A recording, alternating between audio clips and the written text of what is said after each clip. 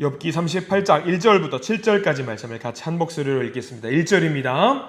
그때에 여호와께서 폭풍우 가운데에서 욥에게 말씀하여 이르시되 무지한 말로 생각을 어둡게 하는 자가 누구냐? 너는 대장부처럼 허리를 묶고 내가 내게 묻는 것을 대답할지니라. 내가 땅에 기초를 놓을 때에 네가 어디 있었느냐? 네가 깨달아 알았거든 말할지니라. 누가 그것의 도량법을 정하였는지 누가 그 줄을 그것의 위에 띄었는지 내가 아느냐? 그것의 주추는 무엇 위에 세웠으며 그 모퉁이 돌을 누가 놓았느냐? 그때의 새벽 별들이 기뻐 노래하며 하나님의 아들들이 다 기뻐 소리를 질렀느니라. 아멘.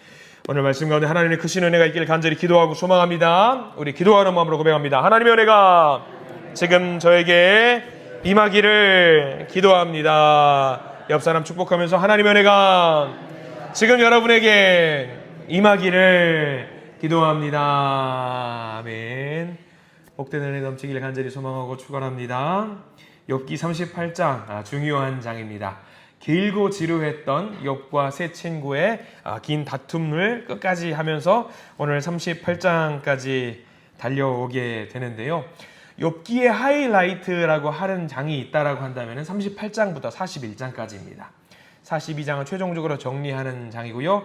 37장까지 해가지고 이제 사람의 서로 시시비비가 있었다라고 한다면은 38장부터는 이제 끝판왕이 등장을 하는 거죠. 이제 하나님이 등장을 하셔서 이 모든 상황을 다 정리하는 내용이 38장까지 38장부터 이제 말씀이 시작이 됩니다.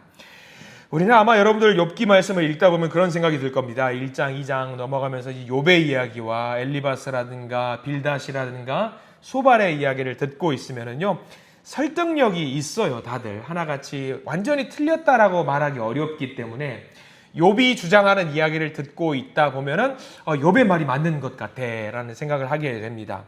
엘리바스도 마찬가지고요, 빌닷도 마찬가지고요, 소발도 마찬가지요. 심지어 가장 마지막에 등장했던 엘리후가 하는 말도 듣다 보면은 야, 이 사람 말이 맞는 것 같아. 이 사람 말이 괜찮은 것 같아. 설득력이 있어라고 생각을 하게 됩니다. 근데 이들의 주장을 보고 있으면은요, 도토리 키재기 같아요. 서로 그 이야기가 그 이야기 같고 했던 말 또 하는 것 같고 그런 생각이 들 때가 있어요. 그런데 38장부터는요, 완전히 다른 차원의 이야기가 등장을 합니다. 너 잘났네, 뭐 너가 맞네, 너가 틀렸네, 너가 죄인이네, 그런 이야기가 다 필요 없이 이제 다 끝나고 38장부터는 하나님께서 직접 응답을 해 주시는 내용이 담겨 있습니다.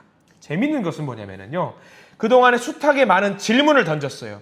욥과 세 친구와 엘리후까지 해서 근본적인 어떤 사람의 어떤 죄라든가 어떻게 하면 뭐 맞는 것인가 틀린 것인가에 대한 굉장히 많은 질문들이 있었는데 이 질문에 대한 대답을 하나님께서는 단 하나도 하지 않습니다. 하나님께서는 전혀 그 사람들이 하는 질문에 대해서는 관심이 하나도 없으세요. 하나님은 38장부터 전혀 다른 수준의 이야기를 하면서 이 세 친구들과 욥에게 때로는 책망하시기도 하고요, 너희들이 잘못됐다라고 이야기하고요, 또 다른 차원의 이야기를 하고 있습니다. 우리가 하나님을 생각할 때 머리로는 여러분들 그러실 겁니다. 하나님은 전지전능한 분, 모든 것을 할 수 있는 분라고 이해를 하면은요, 맞아, 그래, 하나님은 전지전능하고 모든 것을 할 수 있는 분이야라고 우리는 분명 머리로는 생각을 해요. 우리는 머리로는 생각을 하는데 실질적으로 우리가 하나님에 대한 생각을 우리 가슴으로 느낄 때는 어떤 생각을 하냐면요, 그래, 하나님 전지전능하지만 나보다 조금 더 나은 분, 나보다 조금 더 재산을 갖고 있는 분으로 인식할 때가 많이 있습니다. 그러니까 뭐 이런 거죠. 이웃집 아저씨, 능력이 있는 이웃집 아저씨, 능력이 많으신 이웃집 할아버지, 뭐 돈 많고 인자한 분, 그렇게 생각하는 분들이 제법 많이 있습니다. 어떤 우화에서 하나님을 표현할 때 이렇게 표현했다라고 하더라고요. 꿀벌들이 하나님을 연구했다라고 해요. 그래서 꿀벌들이 여러 아주 똑똑한 꿀벌들이 모여가지고 연구를 해서 하나님은 이런 분이다라고 결론을 내렸습니다. 그래서 이 친구들이, 꿀벌들이 내린 결론은 뭐냐면 하나님이란 분은 말이야 침이 2개다. 침이 2개다. 이게 뭘 말하는지 알겠어요? 꿀벌들은 침을 하나 쏘면 어떻게 돼요? 죽잖아요. 근데 꿀벌들의 머릿속에는 꿀벌들을 하나 쏘았는데 죽지 않는 존재야. 우와 대단하다라고 하면서 그들의 생각 속에서는 전지전능한 분은 그런 존재로 그냥 각인을 시킨다라는 거예요. 야 하나님은 말이야 침을 한 번 쐈는데 죽지 않으셔 라고 생각을 할 때가 많이 있다라는 거죠. 그러니까 사람이 생각하는 하나님이 전지전능한 분이라고 하면서 딱 거긴 거예요. 여기까지밖에 없는 거죠. 그래서 여러분들은 하나님은 어떤 분으로 생각하고 있는지 모르겠습니다. 어떤 분들은 하나님은 막 농담조로 이야기를 할 때 그래 하나님은 막 몇억 원씩 들어있는 통장이 5개는 있어. 아니면 우리 하나님은 말이야 저기 남구에 가면은 건물이 한 10채쯤 있어. 막 그렇게 생각하면 그런 하나님으로 생각할 때가 있다라는 거죠. 근데 그게 전혀 아니에요. 오늘 38장부터 등장한 하나님은요 전혀 다른 차원으로 등장을 하면서 이 다툼에 참여하시거든요. 그래서 우리가 1절부터 한번 보려고 하는데 어떻게 하나님이 등장을 하시는지 중요한 표현들이 많이 나옵니다. 자, 우리 1절 말씀 같이 한번 읽어볼까요? 1절입니다. 시작. 그때에 여호와께서 폭풍우 가운데에서 욥에게 말씀하여 이르시되, 여기 굉장히 중요한 말이 등장합니다. 1절에 등장하는 말인데요. 여호와라는 단어에다가 여러분 동그라미 표시를 해 두시기를 바랍니다. 이 여호와가 왜 중요할까? 저와 새벽 예배를 드리면서 우리가 하나님에 대한 단어들을, 여러 단어들이 있다라는 것을 몇 가지로 좀 정리한 단어가 있습니다. 여러분들 여호와라는 단어가 있고요. 대조적인 표현으로 하나님이라는 단어, 우리가 좀 같이 했던 적이 있는데 차이가 있어요. 하나님은요 히브리어로 이제 엘이라는 표현을 쓰거든요.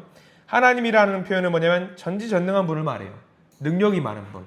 반대로 여호와라는 분은 단어는 언제 쓰냐면 친숙한 분, 약속을 맺으시고 나와 약속을 이행하시는 친숙한 분으로 표현을 하는데, 이 38장 1절의 여호와라는 단어가 얼마 만에 나오냐면요 욥기 1장과 2장에 나왔다가 중간에 한번 살짝 나왔다가 오랜만에 등장하는 거예요. 처음에 하나님이 욥기에 처음에 등장을 할 때, 욥에게 등장을 할 때 어떤 하나님으로 등장을 했냐면 친숙한 하나님으로 등장을 해요. 나는 여호와다라고 하면서 등장을 하거든요. 근데 욥도 여호와라고 하면서, 처음에는 여호와라고 하면서 그것을 잊어버려요. 서로 싸우다가 여호와, 하나님은 나에게 굉장히 친한 분인데 그 생각을 잊어버리고 하나님, 엘이라는 단어를 사용하면서 하나님은 너무 멀리 있는 분으로 생각을 하면서 그렇게 등장을 합니다. 물론 중간에 12장 9절에 한번 등장하긴 합니다. 그러나 욥도 하나님이 언약을 맺으시는 친숙한 하나님이라는 것을 잊어버리고 살고 있었던 거죠. 근데 그게 드디어 등장을 해요. 맞아. 하나님은 나와 가까이 있는 분이시고 전지전능한 분이시지만 나와 약속을 맺으시고 약속을 이행하는 분이시다라고 드디어 38장에 등장하게 됩니다. 근데 그 하나님이 어떻게 등장하냐면 1절에 여호와 하나님이 폭풍우 가운데에서 등장을 하시는 거죠. 그러니까 우리는 하나님을 멀리하고 크신 분이고 강하신 분이고 놀라운 분으로 우리는 알고 그렇게 생각을 합니다. 근데 그 하나님이 어떻게 자신을 내어주시는가? 자신을 여호와로 내어주신다라는 거죠. 우리가 하나님을 전지전능한 분으로 생각하면서 너무 멀리 있다라고 생각할 때가 있어요. 근데 그게 아닙니다. 우리 여호와 하나님은 가까이 있는 분이세요. 저와 여러분들 가까이서 손을 잡아주시고 약속을 맺어주시는 분이거든요. 우리가 여러분들 부모님을 칭할 때에 여러 가지 표현들이 있습니다. 아버지, 아버님, 아빠 이런 표현들이 있잖아요. 이 중에서 어떤 게 가장 좀 거리가 있다라고 느껴지냐면 아버님이라는 표현이 조금 거리가 있고, 아버지는 조금 중간이고 가장 친숙한 표현은 아빠라는 표현을 쓸 때가 있어요. 그러니까 여호와라는 표현이 약간 그런 아빠라는 표현과 약간 맥을 같이 하는 거죠. 그래서 하나님으로 보느냐 여호와로 보느냐 차이가 큽니다. 굉장히 커요. 근데 욥이 드디어 그동안에 놓치고 있었던 하나님이 여호와 하나님이라는 것을 드디어 깨달아 알게 되는 거죠. 가까이 있는 분이에요. 굉장히 가까이 있는 분. 자, 그래서 그 하나님, 여호와 하나님이 뭘 말하고 있는지라고 이제 그 뭘 말하고 있는지 38장 1절에 우리에게 표현해 주는 말이 있는데 뭐냐면 욥에게 말씀하여 이르시되라고 나와 있어요. 1절 끝자락에.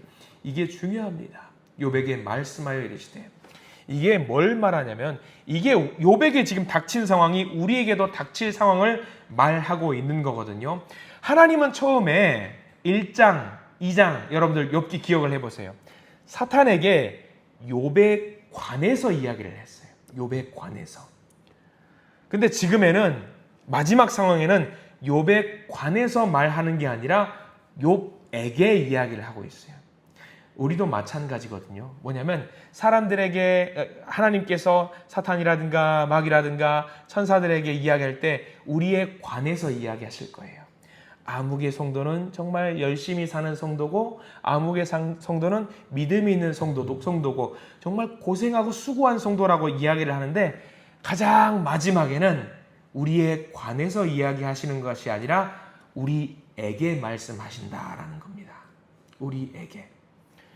언젠가 우리가 하나님을 만날 수 있다라는 거고요. 그때 우리에게 직접 이야기하신다라는 거죠.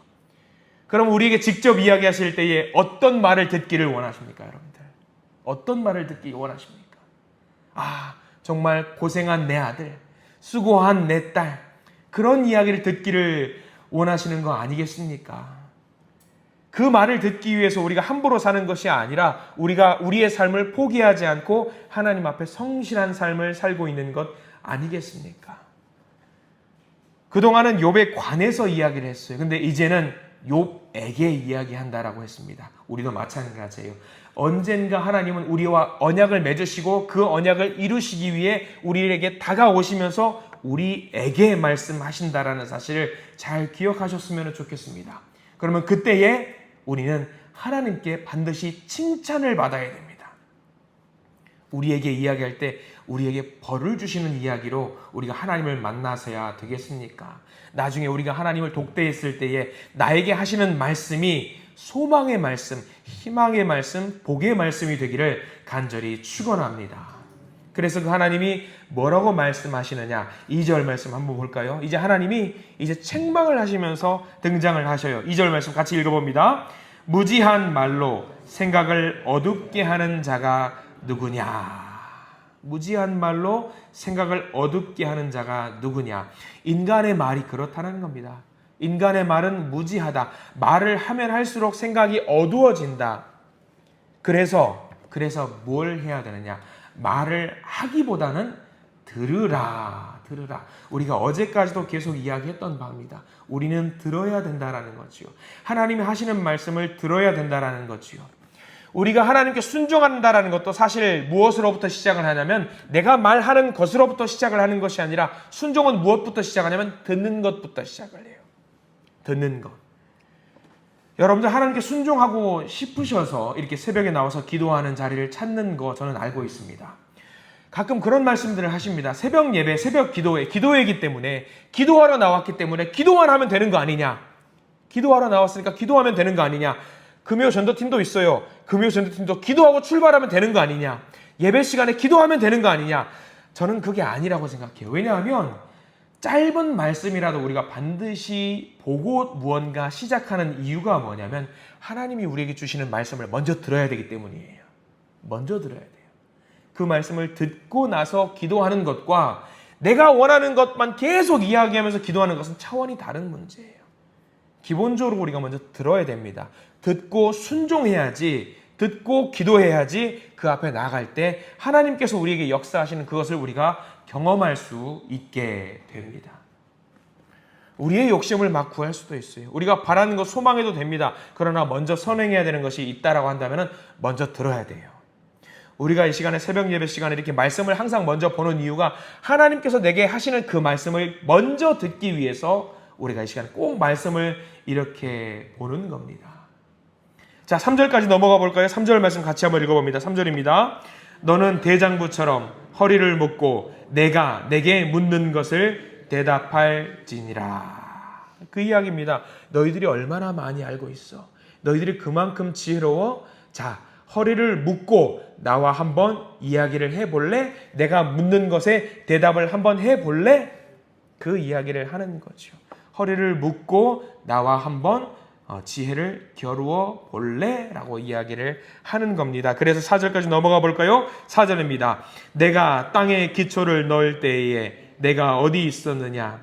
내가 깨달아 알았거든 말할지니라. 너희들 똑똑하다면서, 지혜롭다면서. 자, 그러면 한번 대답을 해보았으면 좋겠다. 내가 땅에 기초를 놓았을 때에 너희들 어디 있었냐? 땅에 기초를 놓는다는 말은 무슨 말이냐면 천지를 창조할 때를 말합니다. 천지 창조할 때 너희들 뭐하고 있었냐? 알고 있었으면 대답해 봐라. 하나님이 질문을 하시는 거예요. 차원이 다른 질문이잖아요. 그동안의 질문은 뭐였습니까? 너가 죄인이네, 너가 똑똑하네, 너가 지혜가 있네, 그거였잖아요. 근데 하나님이 지금 와서 너희들 똑똑하다며 내가 물어보는 것 답해볼래? 내가 세상을 만들 때 너희들 뭐하고 있었냐? 겨우 그거 알고 있었냐? 겨우 그거 가지고 너희들 똑똑하다고 이야기하는 거야? 내가 이만큼 지혜로운데? 그 이야기를 하고 있는 거죠. 그러니까 이 이야기는 뭐냐면요, 한마디로 뭐냐면 나를 믿어라, 그 이야기예요. 너희들이 아는 것보다 나는 더 많이 알고 있고 너희들이 갖고 있는 능력보다 내가 더 대단한 능력을 갖고 있으니까 이제 나를 좀 온전히 믿었으면 좋겠다, 그 이야기를 하고 있는 겁니다. 4절부터 다 질문을 보면 끝도 없어요. 근데 여러분들 4절부터 눈을 빠르게 한번 따라와 보십시오. 4절에 밑줄을 한번 그어 두어야 될 부분이 뭐냐면 4절에 네가 어디 있었냐? 네가 어디 있었냐? 거기 한번 표시를 해 보시기 바라고요. 5절로 넘어가면은요, 5절 제일 끝자락에 네가 아느냐? 네가 아느냐? 이걸 물어보는 거예요. 너 알고 있니? 세상의 이치 알고 있니? 자, 6절 넘어가 봅니다. 6절에는 누가 놓았느냐? 제일 끝에 나와 있어요. 누가 놓았느냐? 누가 놓은지 너희들 다 알고 있냐? 자, 8절까지 8절 보시면 이런 말씀이 나와 있습니다. 바다가 그 모태에서 터져 나올 때에 문으로 그것을 가둔 자가 누구냐? 너희들 이거 다 알고 있냐? 물어보는 거예요. 세상의 이치 알고 있냐? 이 모든 것을 주관하고 관리하고 책임지는 사람이 누구냐? 나다. 너희들끼리 지지고 볶고 하지 말고 나에게 물어라. 나는 모든 것을 알고 있다. 자, 이 모든 답을 지금 하나님께서 하고 계십니다. 그 모든 것을 정하고 주관하시고 인도하시는 사람이, 인도하는 존재가 나다라고 하는 것을 이야기하고 있지요. 그만큼 하나님이 위대한 분이라는 것을 이야기하고 있습니다. 그런데 사람들은 서로 하나님의 뜻도 모른 채 내가 알고 있는 것이 정답이고 진리이고 내가 모든 것을 답할 수 있다라고 이야기를 할 때가 많이 있습니다. 우리도 그럴 때가 있어요. 내가 뭐 하면은 다 해결할 수 있는 것처럼 말하고 내가 조언하면 모든 것이 다 정답이라고 말할 때가 있습니다. 그러나 그런 사람들을 향해서 하나님이 뭐라고 지금 말씀하고 있냐면 다 필요 없고 내게 가지고 와서 내게 이야기해라. 내가 정답을 알려주겠다.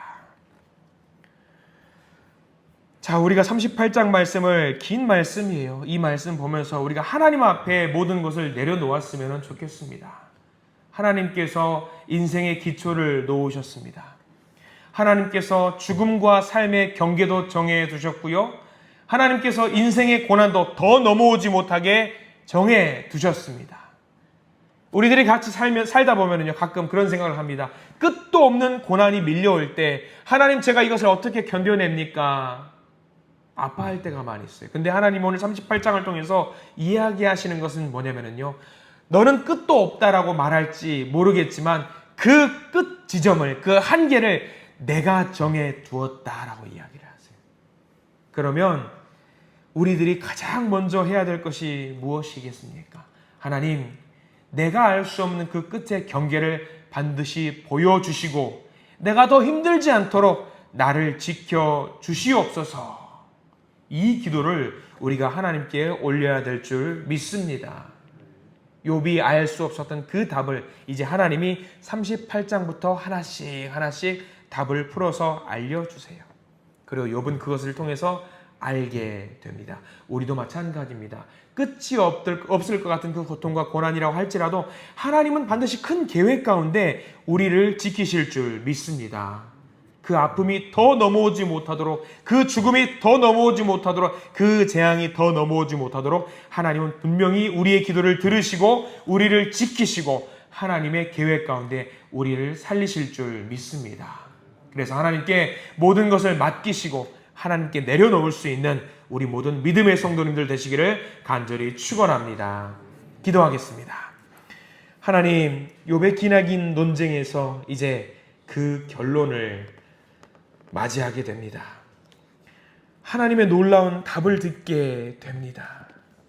땅의 기초를 정하신 하나님, 바다의 경계를 정하신 하나님, 모든 일의 끝을 정해두신 하나님께서 우리를 지키신다라고, 우리를 보호하신다고 말씀해 주십니다. 위기의 그때에 우리가 그 위기에 넘어가는 것이 아니라 위기의 끝을 붙잡고 있는 하나님을 보면서 하나님 곁으로 나아갈 수 있는 우리가 되도록 인도해 주시옵소서. 이 시간 가지고 나온 모든 기도의 제목 주님 들으시고 응답하시고 하나님의 자녀로 오늘도 살아갈 수 있는 힘을 허락해 주시옵소서. 예수 그리스도 이름으로 간절히 기도드립니다. 아멘.